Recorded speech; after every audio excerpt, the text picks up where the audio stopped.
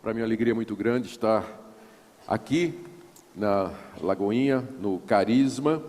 Eu gosto muito do ambiente de instituto bíblico, de seminário, porque foi onde eu passei boa parte do meu ministério.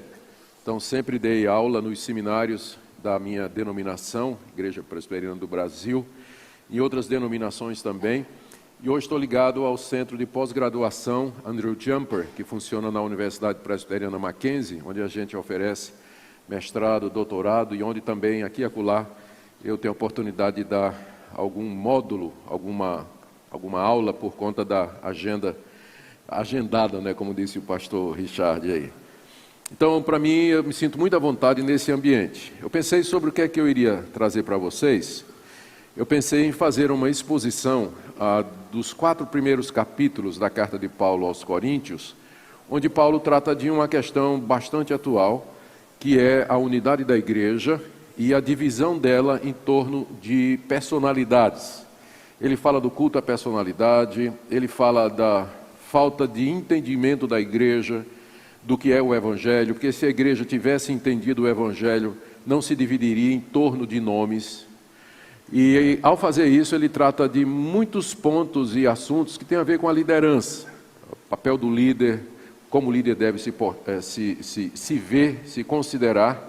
E ele termina no capítulo 4 com algumas considerações sobre o próprio ministério dele, que estava sendo criticado por alguns membros da igreja de Corinto. Então é uma passagem muito rica, ela traz muitas lições para vocês, para mim, para vocês que são líderes e que irão exercer essa liderança, se já não estão. Então, meu objetivo é teológico e prático, até porque não dá para separar essas duas coisas no apóstolo Paulo. Você vê, o problema da igreja de Corinto é que havia, que a gente sabe, 4 grupos dentro da igreja, que não conviviam e que tinham dificuldades de relacionamento. Ele, como apóstolo, ele poderia simplesmente ter passado um decreto apostólico dizendo, acaba com isso. Só que ele leva 4 capítulos para convencer os membros daqueles grupos e a igreja de que aquela atitude estava errada. E ao fazer isso, ele expõe os motivos pelos quais a unidade deve ser seguida e como ela deve ser procurada. Ou seja, ele faz primeiro bastante teologia, exposição dos princípios bíblicos, para depois entrar na questão prática, porque não dá para dissociar as duas coisas. A prática, que não é orientada por uma boa doutrina, uma boa teologia, ela vira pragmatismo, ela vira ativismo, e acaba caindo num frenesi louco em busca de resultados e coisas dessa natureza. Por outro lado, a doutrina que não tem resultados práticos, ela vira simplesmente diversão de teólogo de gabinete, não tem propósito ou razão, nem ajuda a igreja. Mas em Paulo você encontra a combinação dessas duas coisas. Um teólogo, uma pessoa que conhecia a palavra de Deus, sabia articular bem os princípios fundamentais, e um coração pastoral, que usava aquela teologia para abençoar a igreja e ajudar a igreja nas suas necessidades. Então esse capítulo ele é bem conhecido, ele trata dessa questão. Se você tem interesse em se aprofundar, eu escrevi um livro em cima desses 4 capítulos, o título é Uma Igreja Complicada, e ele é editado pela Cultura Cristã, onde tem muito mais detalhes do que aquilo que eu vou dizer aqui agora para vocês.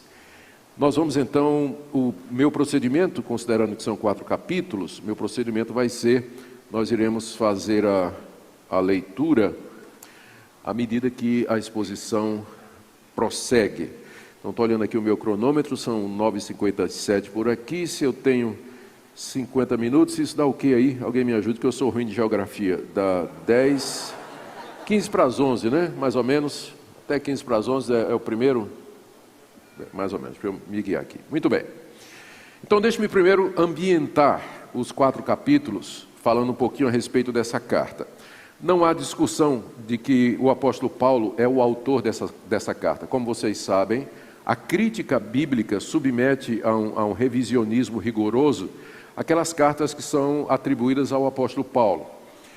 E eles discutem se foi Paulo realmente que escreveu. Por exemplo, as pastorais, as 2 de Timóteo e Tito, Filipenses, Efésios, Colossenses e até Filipenses, elas são atribuídas a uma pessoa que viveu no século II, cerca de 150 anos depois de Paulo, e que imitou o apóstolo Paulo, usou o nome de Paulo para escrever essas cartas que então a igreja aceitou e colocou no cânon. Mas existem, é claro que eu não acredito nisso, não tem base bíblica, não tem base literária ou arqueológica nenhuma para acreditar nesse tipo de coisa. A crença da igreja, a firme convicção da igreja é que Paulo é realmente o autor de todas essas cartas que estão aqui e que tem o seu nome. Mas tem 4 cartas que nem esses críticos liberais discutem que foi o apóstolo Paulo que escreveu, que são chamadas 4 principais cartas, que são Romanos, 1 e 2 Coríntios e Gálatas.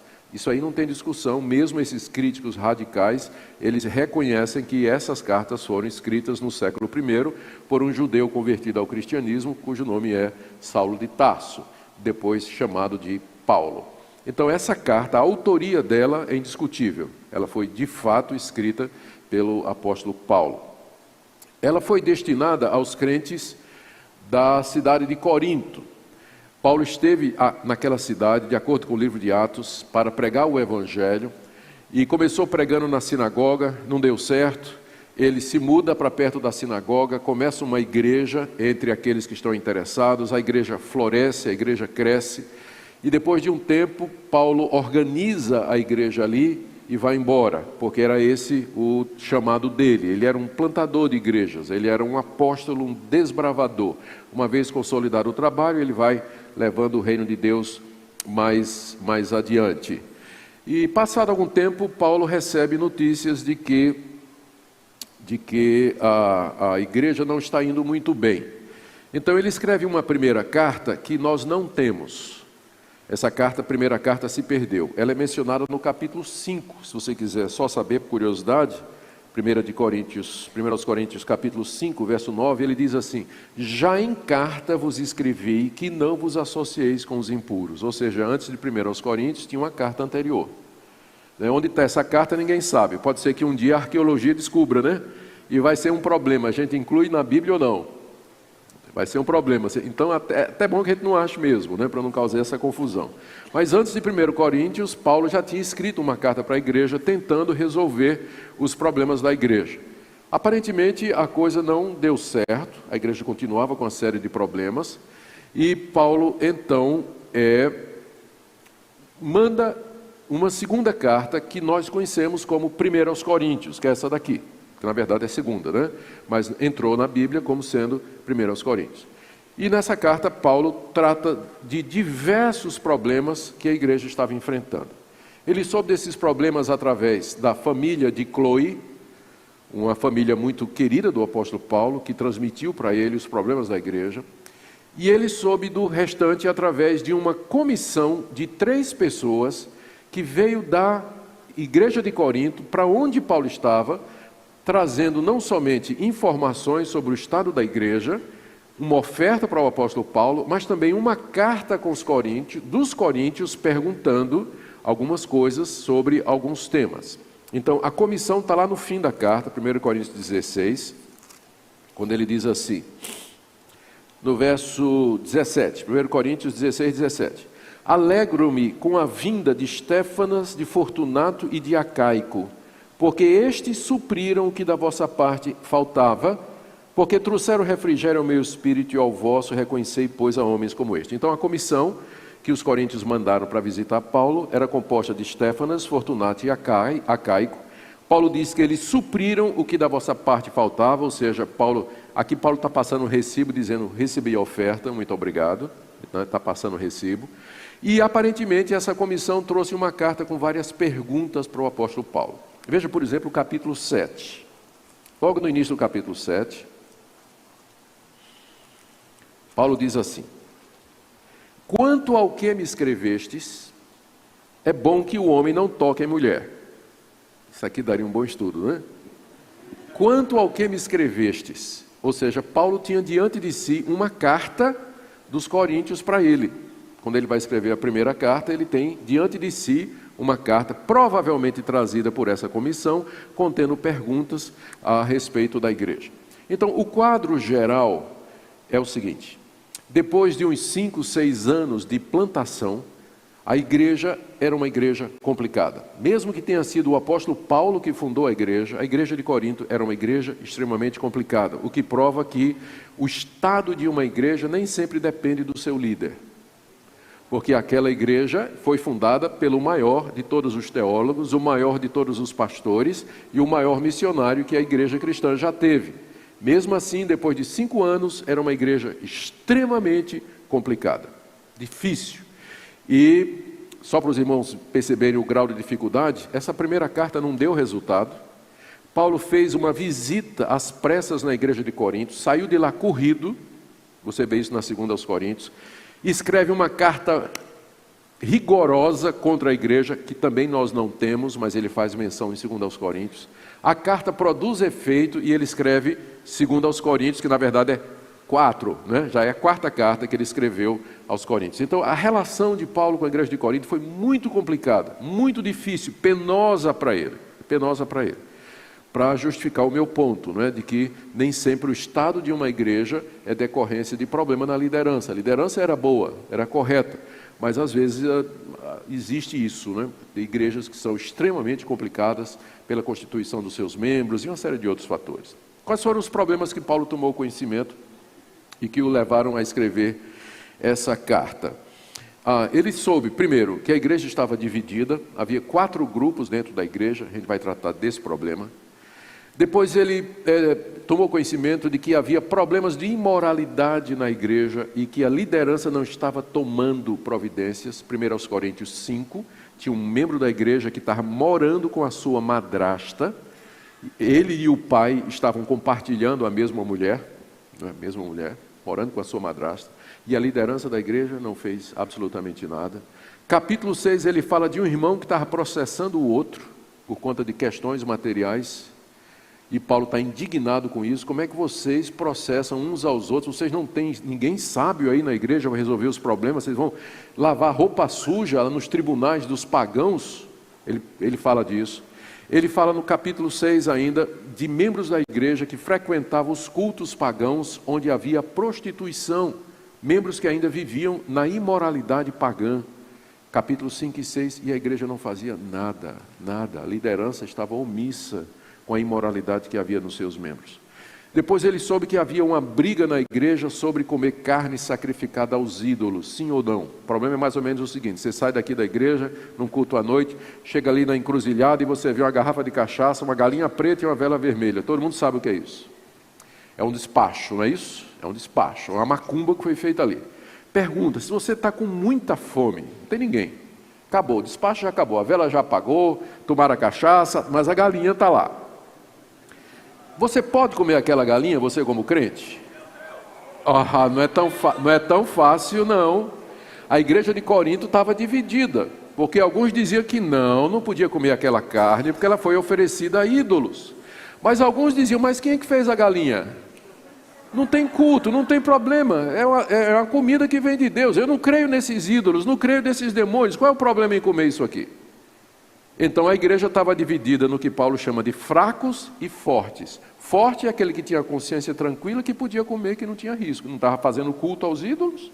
E fraco é aquele que dizia, eu não vou comer, porque se comer eu vou me contaminar. E aí nesse caso ele não comia carne nenhuma, porque carne em Corinto provavelmente tinha vindo do templo onde o bezerro tinha sido oferecido a Deus Afrodite. Então ele preferia ser vegetariano, para não correr o risco de comer alguma carne que tenha sido sacrificada a ele. Então o pau quebrava lá na igreja a respeito disso. Os fortes julgando os fracos, vocês aí são uns, né? E os fracos julgando os fortes. Então ele trata disso no capítulo 8, 9 e 10. O problema é quais são os limites da liberdade cristã. Por exemplo, é a mesma coisa de perguntar hoje em dia, comer balinha de Cosme e Damião, quando tem a época de São João, pode ou não pode? Não é? Pode ou não pode? Então essas questões estavam dividindo a igreja e Paulo trata delas, é uma seção muito relevante para nós hoje, né? Capítulo 8, 9 e 10. Depois ele entra na questão do culto, tinha problemas relacionados com o culto. Naquele tempo as mulheres usavam véu, como símbolo de que elas estavam debaixo da autoridade do seu pai, do seu marido, ou de um parente homem mais velho. Fazia parte da cultura oriental. Só que as mulheres de Corinto, elas queriam participar do culto tirando o véu. Ou seja, não queriam aceitar a autoridade que Deus havia colocado dentro da igreja. E Paulo então responde essa questão no capítulo 11. Depois tinha um problema com a ceia do Senhor, que naquele tempo era celebrada durante uma refeição. É por isso que Paulo diz assim: antes da ceia, alguns de vocês estão embriagados, né? Ninguém se embriaga com cálice de suco de uva, né? Então é que a ceia era celebrada durante um festival. A igreja se reunia no domingo, todo mundo trazia comida, eles comiam, bebiam e no meio da ceia paravam, no meio da festa paravam e celebravam a ceia do Senhor. Aí tinha gente bêbada, gente que estava comendo demais e o pobrezinho não estava comendo nada. Aí gente com raiva de outro. Paulo resolve isso no capítulo 11. Onde ele então normatiza como deve ser a participação na ceia do Senhor. Essa prática foi descontinuada no século II por conta da confusão que dava juntar os crentes para comer junto e celebrar a ceia. E crente é bicho difícil. Século II, já os bispos que surgiram, eles já aboliram aquela prática da chamada festa do amor, que era o nome que se dava a estes festivais cristãos. Paulo trata disso no capítulo 11. E aí veio o problema do uso dos dons espirituais. Paulo ouviu dizer que o culto era uma bagunça. Na hora do culto, gente falando em língua tudo ao mesmo tempo, o profeta dizendo um monte de asneira, a palavra não era considerada. Então Paulo escreve os capítulos 12, 13 e 14 para regulamentar o uso dos o uso dos dons espirituais durante o culto, colocando ordem na casa, dizendo como é que eles devem ser usados. E ainda tinha um grupo que não acreditava na ressurreição dos mortos, na igreja de Corinto. Paulo trata disso no capítulo 15. Então, antes de você pensar que sua igreja é complicada, leia a primeira carta aos Coríntios, para você ver o que é uma igreja complicada, né? Imagine se pastorear uma igreja dessa. A primeira carta aos Coríntios, então, foi escrita pelo apóstolo Paulo com o objetivo de sanar essas dúvidas, esses questionamentos que os coríntios tinham, resolver os problemas práticos e doutrinários da igreja. E ele começa exatamente com os capítulos 1, 2, 3 e 4, que trata da questão das divisões, provavelmente porque Paulo deve ter pensado que esse era, quiçá, o assunto mais urgente. Então eu lhe convido a abrir a primeira carta aos Coríntios, no capítulo 1, e nós vamos ler a partir do verso 10. Eu vou lendo em partes à medida que nós progredirmos. Você me desculpa que eu estou com um baita resfriado. Vamos lá. Então, vamos ver a definição do problema. Qual era o problema? Está aí, do verso 10 até o verso 12. Rogo-vos, irmãos, pelo nome de nosso Senhor Jesus Cristo, que faleis todos a mesma coisa, que não haja entre vós divisões. Antes sejais inteiramente unidos na mesma disposição mental e no mesmo parecer. Pois a vosso respeito, meus irmãos, fui informado pelos da casa de Cloe, de que há contendas entre vós. Refiro-me ao fato de cada um de vós dizer: eu sou de Paulo, e eu de Apolo, e eu de Cefas, e eu de Cristo. Aqui Paulo faz um apelo à unidade da igreja. Verso 10, rogo-vos, irmãos, um apelo, né? O rogo é mais do que um pedido, é um apelo que vem do coração. Rogo, irmãos, pelo nome de Jesus Cristo, veja a seriedade desse apelo que Paulo está fazendo. Que faleis, olha o que é que ele pede, que faleis todos a mesma coisa, primeiro. Segundo, que não haja entre vós divisões. Terceiro, antes sejais inteiramente unidos na mesma disposição mental e no mesmo parecer. Paulo faz um apelo profundo para que a igreja pense da mesma forma, que eles tenham a mesma atitude, o mesmo pensamento, e que não haja entre eles divisões. Uma palavra grega que significa, uma palavra que vem de uma palavra grega que significa rasgar, a palavra cisma, que significa rasgar. Então a unidade da igreja estava sendo rasgada, como quem pega um tecido, alguém que pega um tecido e rasga. E Paulo então apela para eles que eles pensem da mesma forma. Não quer dizer que Paulo aqui não está falando em uniformidade, ou seja, que todo mundo, porque isso aqui é um alvo impossível, não é? Numa igreja, todo mundo sempre pensar exatamente da mesma forma sobre todos os pontos, mas que houvesse um consenso, que houvesse uma unidade nas questões fundamentais, para que a igreja não sofresse com essas divisões. No verso 11, ele dá a razão pela qual ele faz esse apelo. Porque a respeito de vocês, eu fui informado pelas casa de Cloe que há contendas entre vós. Cloe é um nome que tanto pode ser masculino como feminino, mas quem quer que seja, era alguém lá da igreja de Corinto, que mandou informações para o apóstolo Paulo, como fundador da igreja, informando a respeito dessas dificuldades. E Paulo cita o nome do informante aqui, não é? Imagina quando a casa chegou lá em Corinto, a turma cercou Cloe e disse: você entregou a gente para o apóstolo Paulo, né? Está aqui, ele está dizendo que soube dessas coisas por você. É porque anonimato é uma coisa muito nossa, né? Naquele tempo as coisas eram feitas com toda a transparência. Paulo recebeu a informação e ele diz o nome de quem está dando a informação. Ele não aceitava denúncia anônima, né? Se você vai dizer alguma coisa na igreja, você assume o que você está dizendo. Em vez de ficar mandando recadinho no Facebook e tudo mais, não é? Assume. Bom. O que é que a família de Cloe informou ao apóstolo Paulo? Ele diz que há contendas, havia brigas entre eles. E qual era a razão da briga? Está no verso 12. Refiro-me ao fato de cada um de vós, ou seja, era uma coisa geral, né? Cada um de vós dizer: eu sou de Paulo, e eu de Apolo, e eu de Cefas, e eu de Cristo. Não há dificuldade em, primeiro, esses homens aqui mencionados, eles não aprovariam o que foi feito. Homem de Deus, homem que é de Deus, ele não gosta, ele não promove e ele não estimula a criação de fã-clube dele. Eu tenho certeza que Paulo, Apolo e Pedro jamais concordariam que surgisse um grupo dizendo: eu sou de Paulo, eu sou de Pedro e eu sou de Apolo, ou de qualquer outro. Eu tenho certeza que eles não concordariam. Então isso estava acontecendo contra a vontade desses homens, desses líderes. Estava acontecendo contra. Segundo, isso não quer dizer que nós não possamos nos espelhar e não possamos ter como referência alguns homens que Deus levantou na história da igreja, ou na história presente, ou na passada, e que possam nos ajudar, especialmente nós, quando estamos começando a carreira ministerial e precisamos de algum referencial de ministério. O problema é quando você não consegue conviver com outro ou com outros que gostam de outros nomes. E vocês começam a contender entre si. Que era o que estava acontecendo na igreja de Corinto. Um grupo estava dizendo: eu sou de Paulo. Foi Paulo que me batizou. Paulo fundou a igreja. Ele é o fundador da igreja. Então eu sou dele. Eu sigo o apóstolo Paulo. Outro dizia: não, eu sou de Apolo. Apolo foi um pregador, foi o pastor que veio para a igreja de Corinto depois de Paulo.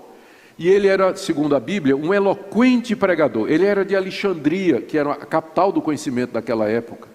Capital do conhecimento. Então ele era muito eloquente, versado nas escrituras, era um grande orador. E naturalmente despertou um monte de seguidores. E gente dizia: não, Paulo era muito bronco, muito duro. Apolo é que fala bem, tem uma retórica. Apolo tem uma fluência, uma capacidade de explicar. Ele é o melhor pregador. E eu dizia: não, o melhor pregador é Pedro. Pedro foi apóstolo de Cristo, Paulo veio depois. Apolo não era apóstolo, mas Pedro é chefe dos apóstolos lá em Jerusalém. Então eu sou de Pedro. E tinha um grupinho que me parece que era o mais difícil de todos, que era o grupinho que dizia: eu não sou de homem nenhum, eu sou de Cristo. Por que é que eu acho que isso é o grupinho mais difícil? Por que é que eu acho que isso é o grupinho mais difícil? Porque esse grupo, ele dizia assim: eu não estou debaixo da autoridade de homem nenhum. Eu não aceito a liderança de ninguém, eu recebo online, direto, né? Então, aí é problema. Os estudiosos de 1 Coríntios, estou fazendo uma digressão aqui, eu não devia por causa do tempo, mas os estudiosos de 1 Coríntios acham que esse grupo de Cristo é exatamente o mesmo grupinho dos espirituais de Corinto que estava por detrás de praticamente todos os problemas da igreja. Era um pessoal que não aceitava a liderança de Paulo, questionava a liderança de Paulo, como nós vamos ver no capítulo 4, e tinha uma visão assim muito errada de discipulado e de como viver a vida cristã, desprezando o fato de que foi o próprio Cristo que deu à igreja apóstolos, evangelistas, pastores e mestres. E é através desses dons que Cristo governa a sua igreja, guia a sua igreja. Então esse grupo que dizia, eu sou de Cristo, quer dizer o seguinte, eu sou espiritual, meu negócio é com Jesus, não estou debaixo da autoridade de homem nenhum. E desprezava a autoridade e os dons e os ofícios que Deus deu à igreja para guiar a igreja e governar a igreja. Então eu acho que o grupo de Cristo aqui era o mais complicado. Bom, por que esse pessoal se identificou com esses nomes é incerto. Provavelmente, eu vou aqui dar uma sugestão, provavelmente era uma comparação quanto ao estilo e à eficácia da pregação. Eu vou explicar. Os coríntios eram gregos, e os gregos gostavam muito de filosofia. Corinto só perdia para Atenas em número de escolas de filosofia que havia na cidade. Os coríntios gostavam de filosofia como o brasileiro gosta de futebol. Da mesma forma que há rivalidade entre nós sobre time de futebol, a gente briga por conta de futebol, preferência de um time ou de outro, os gregos brigavam entre si por conta da preferência por determinadas escolas de filosofia. E eles com certeza diziam, eu sou de Platão, eu sou de Aristóteles, eu sou desse, eu sou daquele outro. Então havia essa competição entre as escolas de filosofia. Havia entre eles os sofistas. Os sofistas eram filósofos ambulantes. Eles iam de cidade em cidade, defendendo as suas ideias, e depois eles passavam o chapéu para colher uma oferta. Eles viviam disso aí. Então, a oferta que eles iam colher depois, dependia da capacidade que eles tinham de impressionar os seus ouvintes. Então, o sofista era famoso por ter desenvolvido retórica. Vocês sabem que o primeiro manual de retórica, que é a arte de falar em público, foi desenvolvida na Grécia. Tem origem, provavelmente, no pensamento de Aristóteles. É o primeiro manual de retórica. Então, esses sofistas, eles sabiam usar a voz, sabiam se movimentar no púlpito, fazer gestos, né? Falar de maneira assim que comovia as multidões. Então, num minuto, ele fazia a multidão chorar. E no minuto seguinte, a multidão estava rindo de dar gargalhada. Manipulava as emoções através da retórica. E aí, com isso, no final, quando ele passava o chapéu, chovia dinheiro. Então, os coríntios estavam acostumados a julgar os preletores pela capacidade retórica. E quando eles entraram na igreja, quando eles se converteram, eles transferiram isso para os grandes pregadores cristãos da sua época. Quem eram? Apolo, Pedro e Paulo. Então, provavelmente esses grupos eram grupos que achavam ou comparavam a pregação, a eloquência, a eficácia e os resultados da pregação desses grandes pastores. Vocês vão ver por que eu estou dizendo isso, né? Esse meu argumento vai ficar claro à medida que a gente vai andando e vai prosseguindo. Tá certo? Então era esse o problema. A igreja, e isso mostra que às vezes a pessoa entra no mundo, a pessoa sai do mundo e entra na igreja, mas ela continua pensando como ela pensava no mundo antes. A pessoa se converte, vem para a igreja e da mesma forma que ela idolatrava ídolos da música, do esporte lá no mundo, ela vai idolatrar pregador cristão. Da mesma forma, ela transfere, né? Então, o nosso pensamento tem que ser santificado. A gente tem que olhar para os líderes cristãos de uma maneira diferente de que você olha para o seu ator predileto, sua atriz predileta, seu ídolo do futebol, como você fazia isso no mundo. Na igreja não é a mesma coisa. É completamente diferente. A maneira como a gente olha para a liderança. Tá? Isso tem que ficar muito claro aqui, é o que Paulo vai fazer aqui. Ele vai desconstruir essa maneira errada dos coríntios olharem para os líderes. Ele vai desconstruir. Muito bem. Então, a partir daí, a partir daí ele já começa dizendo, eu não tenho nada com isso. Veja o que ele diz aqui do verso 13 até o verso 17. Ele faz aqui... ele já começa dizendo, eu não tenho responsabilidade nisso. Acaso Cristo está dividido? Foi Paulo crucificado em favor de vós? Ou fostes porventura batizados em nome de Paulo? Dou graças a Deus, porque nenhum de vós batizei, exceto Crispo e Gaio, para que ninguém diga que foste batizados em meu nome. Batizei também a casa de Estéfanas, além destes não me lembro se batizei algum outro. Porque não me enviou Cristo para batizar, mas para pregar o Evangelho, não com sabedoria de palavra, para que não se anule a cruz de Cristo.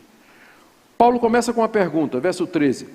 Cristo por acaso está dividido para que vocês estejam divididos? Resposta, não. Cristo é um só. Então a igreja dele deveria estar unânime nisso.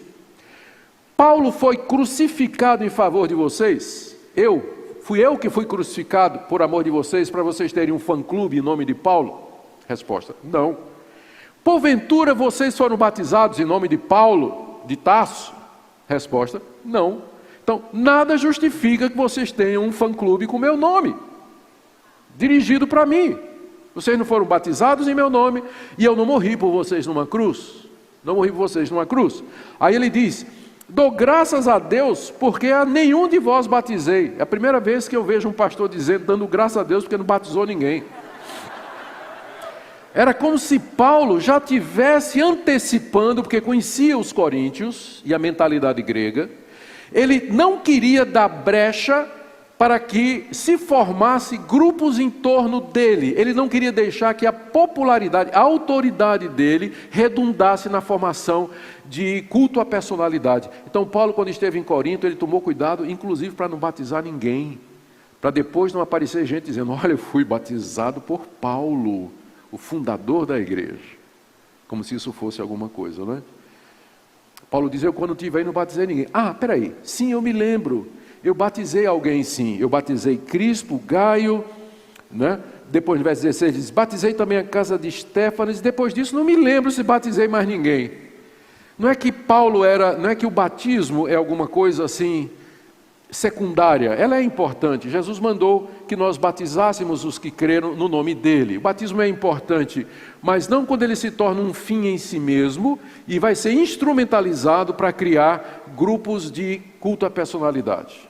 Paulo, antevendo que ia ter esse problema, ele preferiu pedir naturalmente, talvez Silas, talvez Timóteo ou alguns dos seus auxiliares que batizassem, mas ele mesmo não queria batizar ninguém, exatamente para evitar que as pessoas se apegassem à personalidade dele, porque o interesse de Paulo era Cristo, ele não queria fazer seguidores, ele queria fazer discípulos de Jesus, por isso ele tomou essa providência.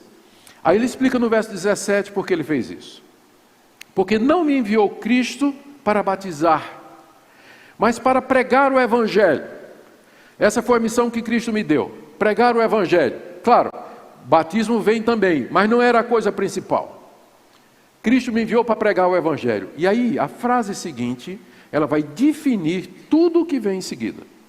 Ele diz assim, Cristo me enviou não para batizar, mas para pregar o Evangelho. Não com sabedoria de palavra, para que não se anule a cruz de Cristo. Por que ele diz isso não com sabedoria de palavra? Porque esse era exatamente o ponto.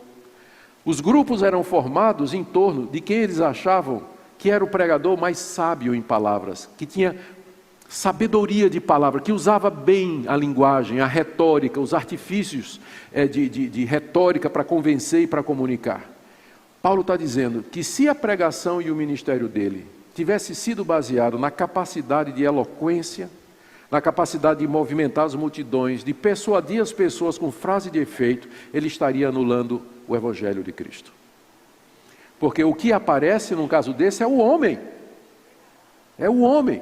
Eu sou seguidor do pastor fulano de tal, porque é um grande pregador, ele fala muito bem, ele deixa todo mundo morrendo de rir, é tão engraçado, ou então tem tanta coisa culta que ele traz e tudo mais, eu sigo esse homem. E então, e Cristo onde fica?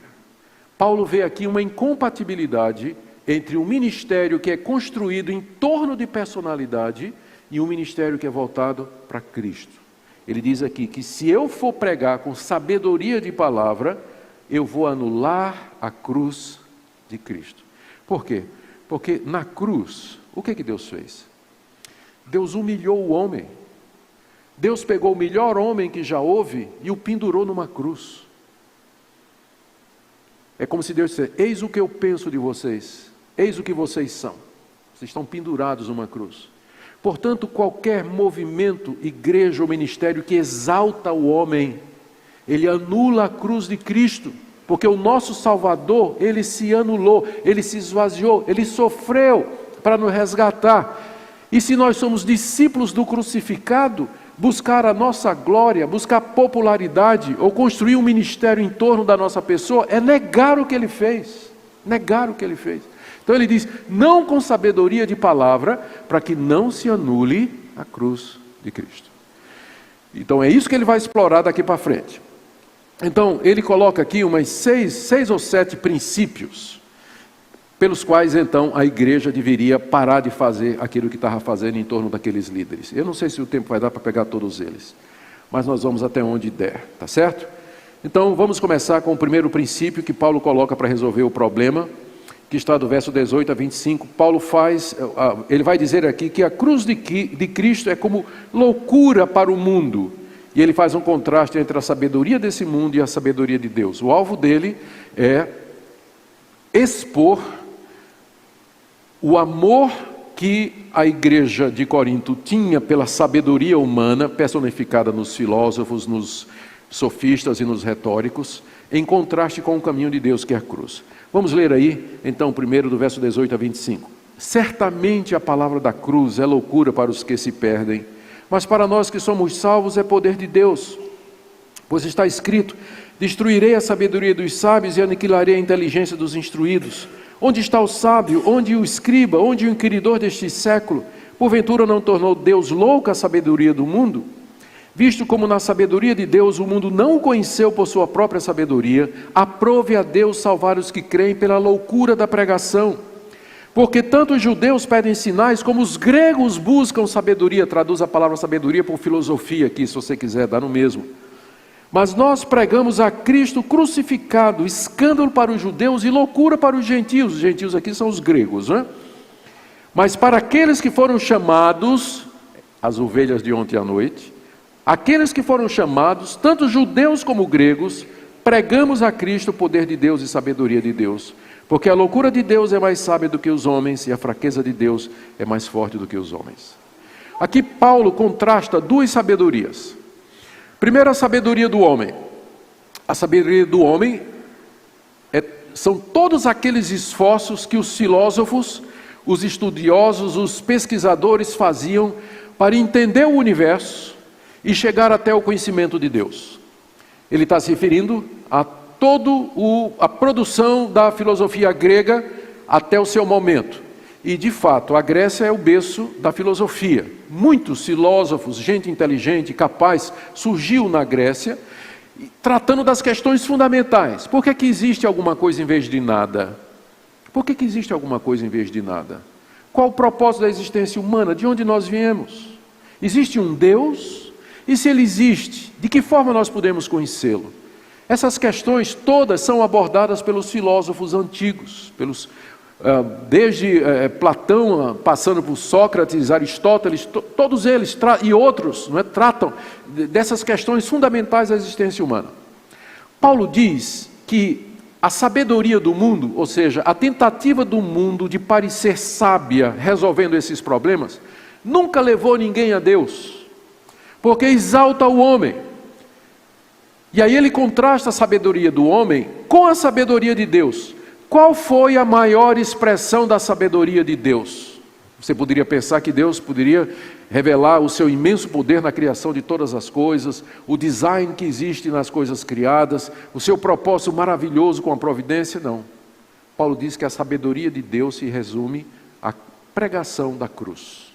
Foi ali que Deus mostrou a sua sabedoria. O ápice da sabedoria de Deus é Cristo crucificado.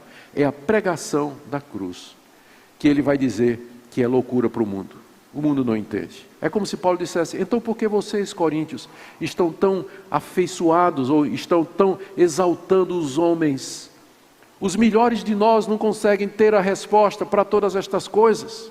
O caminho de Deus, a sabedoria de Deus é a cruz.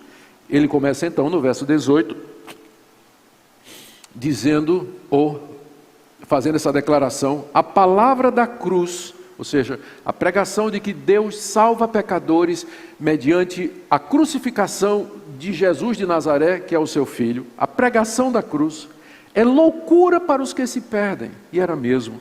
Para os gregos era loucura a ideia de que Deus tinha se tornado carne, que Deus tinha se feito homem. Os gregos eram dualistas, eles acreditavam na separação entre matéria e espírito.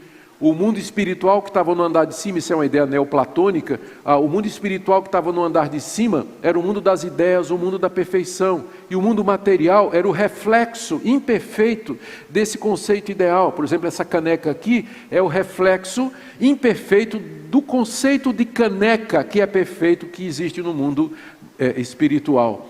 Portanto, o mundo material é um reflexo, é imperfeito e intrinsecamente mau e pecaminoso. Como é que Deus, que habita no mundo espiritual, tomaria sobre si um corpo humano, se tornaria carne, morreria numa cruz e ressuscitaria ao terceiro dia? Então, para os gregos, o evangelho, a cruz era absolutamente loucura. Absolutamente loucura. É loucura para os que se perdem, diz Paulo. Mas aí ele termina o verso 18 dizendo: mas para nós que estamos sendo salvos, porque é isso que literalmente está no grego, né? Nossa tradução diz, nós que somos salvos. No grego é, nós que estamos sendo salvos, porque a salvação é um processo. Ela começa com você crendo em Jesus, é perdoado, recebido e justificado, e Deus agora começa a livrar você do poder do pecado, né? Primeiro Ele livra você da culpa, você vai para o céu, mas agora Ele vai livrar você do domínio do pecado, e na ressurreição vai livrar você da presença do pecado. Então, nesse sentido, a salvação é um processo. Por isso que ele diz, nós que estamos sendo salvos, para nós, é o poder de Deus. A cruz é o poder de Deus. Aí ele cita aqui, no verso 19, Isaías 29:14, quando o profeta disse, Deus falando pelo profeta diz, destruirei a sabedoria dos sábios e aniquilarei a inteligência dos instruídos. Deus já tinha dito, já tinha passado um juízo sobre a tentativa dos homens de responder às grandes questões a partir de um raciocínio onde Deus não está presente, que era exatamente a sabedoria humana, tentar responder estas perguntas sem levar Deus em conta. Deus diz, eu vou aniquilar esse pensamento, eu vou confundir essas pessoas, elas vão rodar e não vão chegar em lugar nenhum. Aí Paulo pergunta no verso 20, onde está o sábio? Onde estão as respostas que eles deram para essas questões? Onde está o escriba? Uma referência à sabedoria judaica, sem o conhecimento de Deus. Onde está o inquiridor desse século? Ou seja, onde está o pesquisador, o cientista com bolsa da CAPES, com PhD, DDD, ODD, TNT, todos esses títulos aí? Onde é que está? Cadê as respostas? Onde é que eles estão trazendo o conhecimento de Deus? Final do verso 20, porventura não tornou Deus louca a sabedoria desse mundo? Por mais que eles tentem, isso é verdade até o dia de hoje, eles não conseguem trazer. Aí o que é que Deus fez? Ou seja, uma vez que o homem abandonou o conhecimento de Deus e tentou achar Deus pelo seu próprio conhecimento, caindo em loucura, verso 21, visto como na sabedoria de Deus o mundo não o conheceu por sua própria sabedoria, ou seja, é impossível para quem não recebe a revelação escrita e o Evangelho. É impossível para quem não recebe o Evangelho conhecer a Deus. Eles tentam, traçam teorias, evolucionismo, o mundo surgiu do Big Bang, eles traçam teorias, é impossível chegar ao conhecimento de Deus. Visto como na sabedoria de Deus o mundo não conheceu por sua própria sabedoria, aprove a Deus salvar os que creem pela loucura da pregação. Aqui você tem Deus dizendo qual é o método que Ele santificou e estabeleceu para a salvação de pecadores. É a pregação. Não tem substituto. Não tem. Pregação não tem substituto. É o método que Deus usa para salvar os que creem.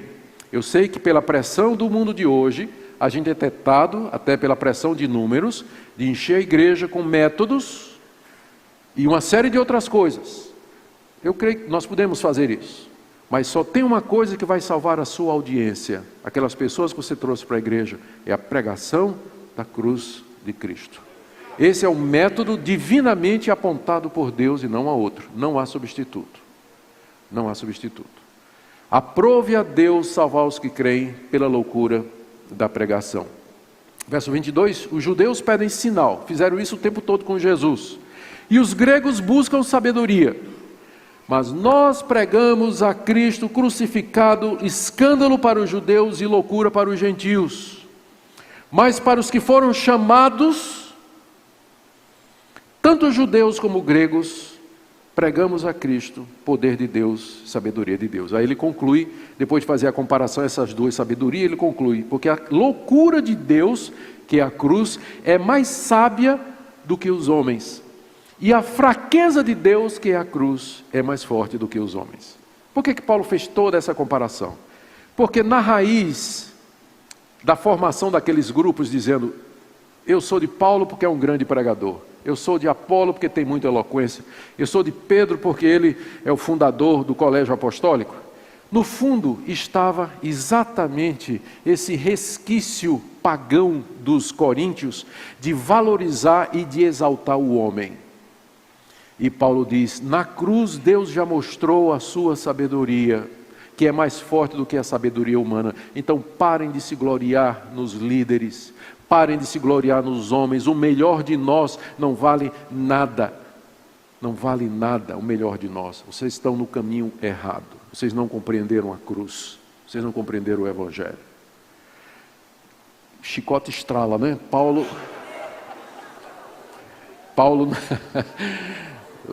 fala Jeová. Vamos lá.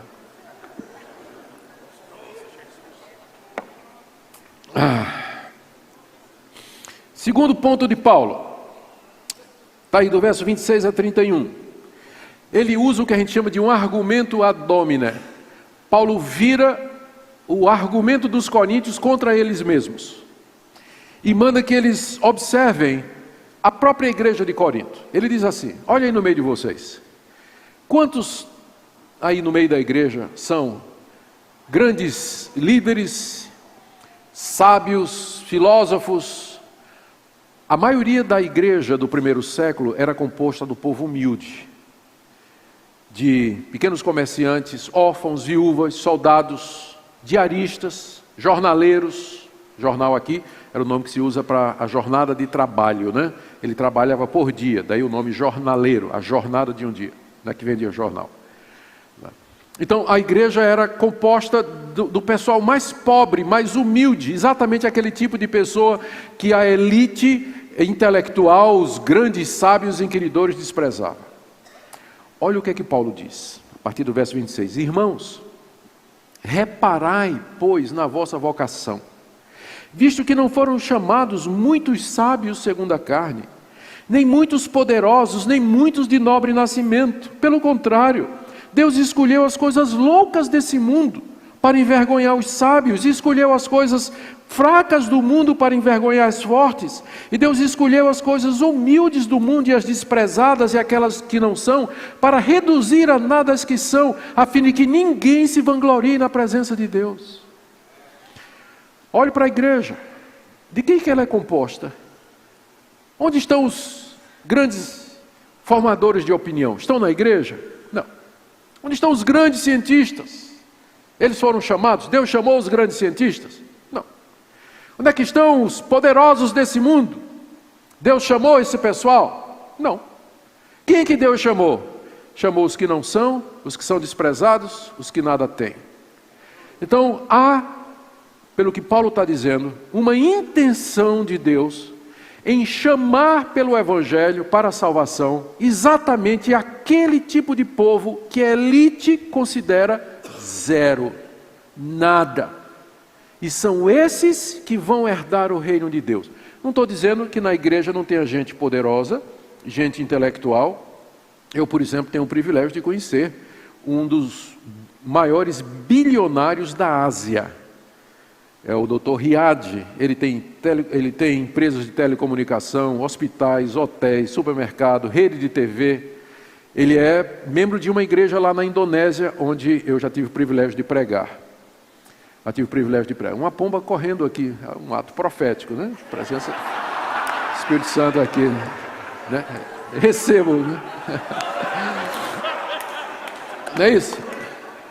Dr. Riad. Então, um homem extremamente rico, a ponto de presidentes dos Estados Unidos manterem contato com ele para ajudar na campanha presidencial e tudo mais. Riad é um crente convicto, homem de Deus. Uma vez que eu fui pregar na igreja dele lá na Indonésia, ele disse, eu queria que você conhecesse minha universidade. Eu disse, tá bom. Ele disse, olha, em 2 horas você esteja aqui no pátio da igreja que eu venho lhe buscar. Eu fiquei lá esperando, né, um carro. De repente, chega o quê? Um helicóptero, né? Chegou lá, levou, saiu passeando de helicóptero, mostrando tudo e tudo mais. Dr. Riad, homem crente. Não é que Deus nos chamou, gente, assim. Ah, mas eles são poucos, não são muitos. A maioria da igreja é composta do povo que, para esse pessoal, nada tem. Nas expressões de Paulo, olha a expressão que ele diz aqui. Deus chamou as coisas loucas do mundo, Deus chamou as coisas fracas do mundo, as coisas humildes, as desprezadas e aquelas que não são. É um resumo do povo cristão. Para o mundo nós não somos nada. Somos um bando de ignorante, um bando de fanático, gente que não tem instrução, gente que não conhece a verdade e tudo mais. Mas Deus chamou exatamente esse pessoal. Por quê? A resposta está no verso 29. A fim de que ninguém se vanglorie na presença de Deus. Para que você não diga assim: Deus, o Senhor me chamou pelo Evangelho porque eu sou sábio. Deus, o Senhor me chamou porque eu sou inteligente. Deus, o Senhor me chamou porque eu sou bonito. Deus, o Senhor me chamou porque eu sou nobre. Deus, o Senhor me chamou porque eu faço a diferença na sociedade, porque eu tenho uma posição. Deus não lhe chamou por nada disso. Ele lhe chamou pela graça em Cristo Jesus, e Ele fez a igreja de forma que ninguém se vanglorie. Nenhum de nós, nem vocês, nem eu, nós podemos nos vangloriar diante de Deus, contar vantagem. Então por que vocês estão dizendo, eu sou de Paulo, eu sou de Apolo, eu sou de Pedro? Por que vocês estão fazendo isso? Se o próprio Deus, no chamado pela palavra, já mostrou que Ele escolhe as coisas que não são exatamente para confundir as poderosas. Amém? Vamos lá. Terceiro ponto de Paulo, do verso 1 até o verso 5 do capítulo 2. Desculpa, faltou a conclusão. Ele termina aí, do verso 30 a 31, ele diz. Aqui ele explica o que ele diz no verso 29. Mas vós sois dele, em Cristo Jesus. Vocês são dele, não os poderosos desse mundo. Cristo Jesus, que se nos tornou da parte de Deus sabedoria, justiça, santificação e redenção, para que, como está escrito, aquele que se gloria, glorie-se no Senhor. Está citando aqui Jeremias 9, 24. Aquele que se glorie no Senhor. E para que nós, se vamos nos gloriar, nos gloriemos no nosso Salvador que nos salvou, por isso que Ele foi feito da parte de Deus para nós. Ele é a nossa sabedoria, Ele é a minha justiça, ou seja, diante de Deus eu não apresento nada de mim mesmo. Eu não sou justo diante de Deus por mim. Eu não tenho obras, não tenho mérito, não tenho merecimento, por mais que eu me esforce. Minha moralidade é furada, minhas melhores intenções são frustradas. Mas Cristo é a minha justiça, é nele que eu confio para ser justificado. Ele é a minha santificação. Eu não tenho forças para viver uma vida santa, uma vida pura. Por isso eu dependo de Cristo. Me apego a Ele, dependo do poder que vem dEle para isso, e Ele é finalmente a minha redenção. Ou seja, se eu vou me gloriar, eu não vou me gloriar em pastor tal e pastor tal, eu vou me gloriar em Cristo, porque Ele é a minha justiça, santificação e redenção. Amém? Terceiro princípio de Paulo, eu tenho 1 minuto. Deixa eu forçar a barra um pouquinho aqui para terminar pelo menos mais um ponto aqui, senão não vai dar. No capítulo 2, de 1 a 5, o terceiro princípio de Paulo é esse. Ele lembra aos coríntios como foi que ele pregou quando ele esteve lá. O livro de Atos narra a presença de Paulo em Corinto. E Paulo aqui lembra aos coríntios, dizendo assim: vocês lembram o que foi que eu preguei quando eu estive aí? Vocês lembram como eu preguei? E vocês lembram como Deus chamou vocês através da minha pregação? Capítulo 2, de 1 a 5. Eu, irmãos, quando fui ter convosco, anunciando-vos o testemunho de Deus, não fiz com ostentação de linguagem ou de sabedoria, porque decidi nada saber entre vós, senão a Jesus Cristo e este crucificado. E foi em fraqueza, temor e grande tremor que estive entre vós.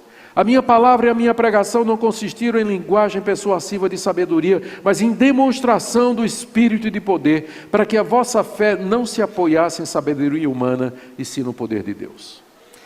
Paulo aqui está lembrando aos coríntios o tempo em que ele esteve lá pregando o Evangelho. A primeira coisa que Paulo diz é que quando ele foi a Corinto, ele tomou uma decisão. Irmãos, quando fui ter convosco, anunciando-vos o testemunho de Deus é o testemunho que Deus dá a respeito do seu Filho Jesus Cristo. É outra maneira de Paulo dizer, eu fui aí pregar o Evangelho. Quando eu fui ter convosco, anunciando-vos o testemunho de Deus, não fiz com ostentação de linguagem ou de sabedoria, porque decidi nada saber entre vós, senão a Jesus Cristo e esse crucificado. Quando Paulo foi a Corinto, ele tomou uma decisão. Ele conhecia os gregos, ele conhecia os coríntios, sabia do apego dos coríntios ao homem, como os coríntios gostavam de enaltecer os seus filósofos, os seus sofistas e os seus ídolos. Então ele tomou uma decisão: eu vou pregar a cruz de Cristo. Verso 2: decidi nada saber entre vós, senão a Jesus Cristo e esse crucificado. O conteúdo da pregação de Paulo era Cristo e a cruz de Cristo como caminho para a salvação e o perdão de pecados. E Paulo disse que ele fez isso, final do verso 1, não com ostentação de linguagem ou de sabedoria. Paulo poderia ter ostentado linguagem e ter ostentado sabedoria? Poderia perfeitamente. Paulo era formado em 3 culturas. Ele era judeu, foi educado aos pés de Gamaliel. Ele era cidadão romano, que herdou do seu pai, e ele era versado na cultura grega. Nos seus escritos há reflexo e citações diretas de filósofos e pensadores gregos da sua época. Paulo era um homem culto. Se Paulo quisesse, quando ele tivesse chegado em Corinto, ele poderia ter dado um show de erudição, um show de sabedoria, podia ter usado retórica, poderia ter usado linguagem atrativa, mas ele tomou uma decisão. Ele resolveu no seu coração que quando chegasse em Corinto, ele ia pregar de maneira simples, direta e clara o Evangelho de Jesus Cristo, sem ostentação nenhuma. E ele diz no verso 3, o modo como ele fez isso: e foi em fraqueza, temor e grande tremor que eu estive entre vós, consciente da grande responsabilidade que era pregar o Evangelho. Paulo temia, Paulo tremia. Até hoje eu desconfio de pregador que não treme e não tem calafrio antes de pregar. Porque eu digo aos irmãos, cada vez que eu subo no púlpito para trazer a palavra de Deus, no dia anterior eu já começo a ficar, né? O meu corpo reage, não vou dizer como, tem um monte de preocupações, passa, né, calafrio às vezes, o temor que entra, diante da responsabilidade, que é você pregar a cruz de Cristo e fazer com que as pessoas vejam a Jesus e não a você, E foi assim que Paulo esteve em Corinto, com temor, tremor diante de Deus, dada a grande responsabilidade que vocês têm. Se vocês estão no carisma, treinando e se preparando, é porque vocês se sentem chamados. E essa responsabilidade deve dar calafrio, tremor e temor em vocês. E se não dá tempo de ir embora. Dá tempo de ir embora.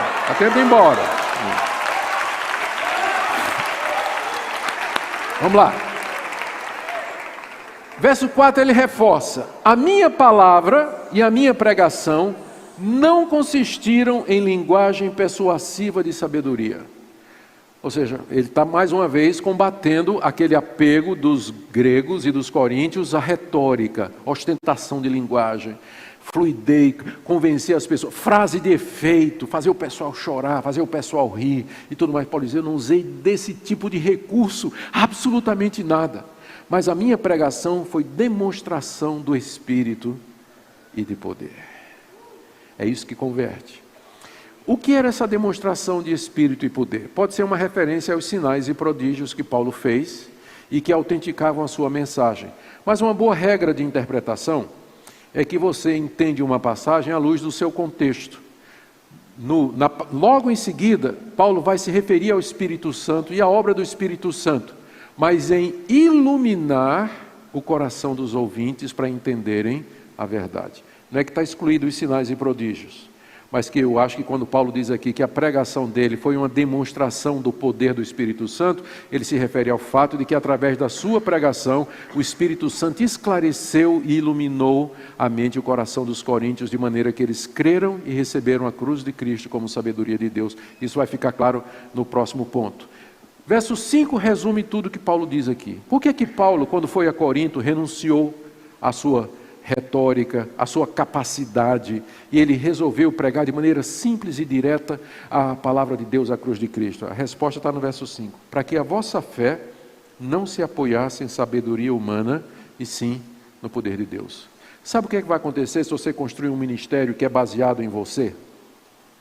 Que é centrado nas suas habilidades, no seu carisma, na sua capacidade de pregar, de falar, de movimentar, de incentivar, de encorajar as pessoas, se você for o centro do seu ministério, sabe o que é que vai acontecer? A fé das pessoas vai se apoiar em você e não no poder de Deus.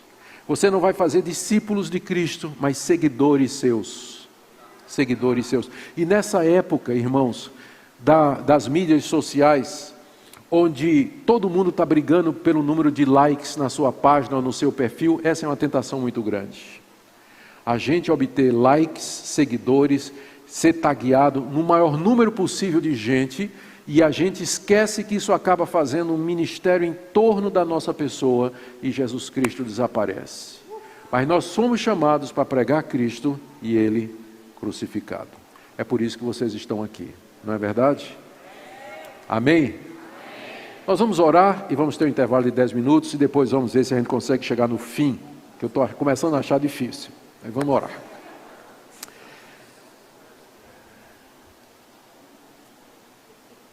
Senhor, nós queremos te adorar agora pela tua sabedoria, na qual nos deste o teu Filho pendurado numa cruz, como sendo a expressão máxima do teu saber, do teu plano eterno concebido antes da fundação do mundo. E nós pedimos que o Senhor nos faça fiéis ao Evangelho. Tira de nós qualquer desejo de popularidade, tira de nós qualquer desejo, Senhor, de fama, de nobreza. Ajuda-nos a nos esconder atrás da cruz, para que somente o Senhor Jesus apareça. Nós oramos pelos líderes que o Senhor tem levantado no Brasil. Livra-os da tentação, ó Deus, livra-os da tentação de querer fazer seguidores e fã-clube. Dá-lhes humildade, lembrando que se vamos nos gloriar, que nós nos gloriemos no Senhor. Ajuda os membros da igreja a não fazer culto à personalidade, mas a se gloriar somente no Senhor Jesus, lembrando que os pastores são meros instrumentos através dos quais o Supremo Pastor se manifesta. É o que nós pedimos, orando pelo Seminário Carisma e por aqueles que aqui estão e seus professores também, em nome de Jesus. Amém.